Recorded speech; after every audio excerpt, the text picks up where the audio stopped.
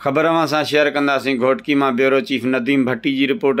घोटकी में मुख़्तलिफ़ वेलफेयर तंज़ीमनि जे सहकार सां टीबी आगाही मुहिम जे हवाले सां सेमिनार मुनक़िद कई वई। घोटकी जी DHQ अस्पताल में सेमिनार जो इहतमाम कयो वियो। सेमिनार में DHO doctor Iltaf Soomro, doctor Rao Aftab, district TB coordinator miss Jabeen Shaikh, DM सरसो आशिक अली कलवड़, प्रिंसिपल इरफान आराई, डॉक्टर ज़ैबुन्निसा, इरफान सियाल ऐं ॿियनि शिरकत कई। सेमिनार के खिताब कंदे मुक़र्रिरीन चयो त टीबी जे मर्ज़ जो इलाज मुमकिन आहे। टीबी जे मुमकिना बचाव जे हवाले सां आगाही ॾेई रहिया आहियूं। उन्हनि वधीक चयो त टीबी हिकु ख़तरनाक बीमारी आहे जंहिंजो इलाज मुमकिन आहे ऐं हाणे उहो इलाज सिंध हुकूमत जे तावन सां समूरी सिंध में मुफ़्त थी रहियो आहे। जॾहिं त टीबी जी रोकथाम जे हवाले सां ज़िले घोटकी में सरसो ऑर्गेनाइज़र कॉन्टेज इंटरनेशनल तंज़ीम, PPHI, RSPN, GSI जहिड़ा इदारा बि पंहिंजो किरदारु अदा कनि पिया ऐं अॼु जो ही प्रोग्राम बि उन्हनि इदारनि जे तावन सां मुमकिन बणियो आहे। सेमिनार खां पोइ आगाही वाक बि कई वई, जंहिं में सिहत खाते घोटकी जे ऑफिसरनि, तोड़े डॉक्टरनि ऐं अमले वॾे अंग में शिरकत कई।